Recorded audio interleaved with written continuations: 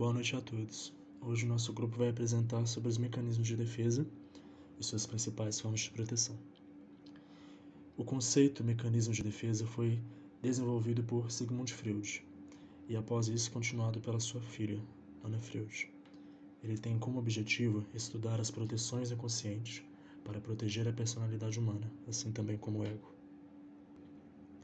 Esses mecanismos são subterfúgios, são inconscientes. Eles tentam proteger o ego de sofrer alguma informação que o cause dor. São associados da tensão entre o id e o superego, gerando medo e levando à necessidade de defesa. Entre os principais mecanismos de defesa, nós temos a negação. Ela consiste em não aceitar na consciência a existência ou veracidade de algum fato. Pode fantasiar certos acontecimentos. A negação, você prefere acreditar em mentiras do que lidar com a realidade. Temos também a repressão ou recalque, que é o pensamento ou a ideia é descartada da consciência por causar ansiedade. É tendência do indivíduo a resistir às mudanças. Exemplo, quando o indivíduo escuta uma proibição, mas realiza mesmo assim, pois elimina o não da consciência. Também temos o deslocamento, onde nele você muda a ação de um alvo desejado para um alvo substituto.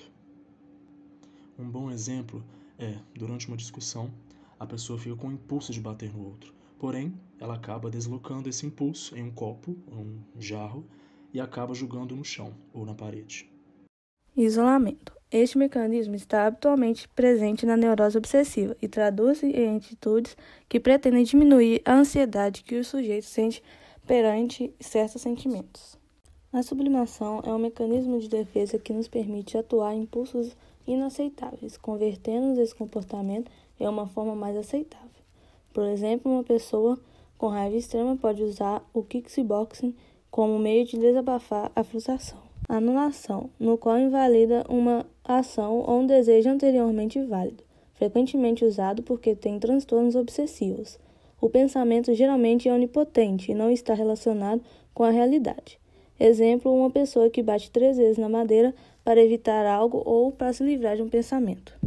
Formação reativa é quando uma pessoa procura encobrir algo inaceitável através da adoção de uma posição oposta. Por exemplo, uma pessoa gay que age como heterossexual promíscuo pode estar escondendo a sua realidade de homossexual. Racionalização é um recurso inconsciente do ego, de adaptar e amortecer os impactos, desejos e sentimentos inaceitáveis, expressando-se de maneira menos desastrosa. Introjeção ocorre quando uma pessoa recebe estímulos em seu ambiente e os adota como suas próprias ideias. Isso pode envolver a internalização de críticas de outra pessoa e a crença de que os pontos da outra pessoa são válidos. A fantasia é outro mecanismo de defesa. Nela, o sujeito cria uma realidade paralela na sua mente, uma fantasia, para satisfazer o desejo que na realidade não pode ser realizado.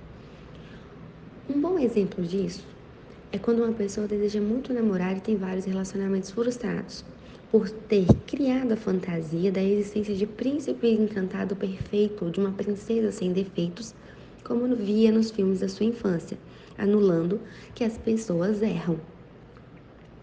A conversão.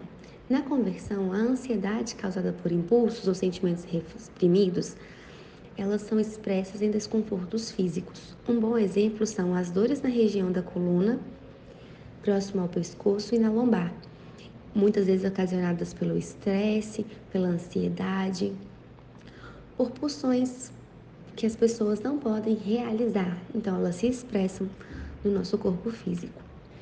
A identificação projetiva. Na identificação projetiva, o sujeito projeta os seus traços desfavoráveis no outro.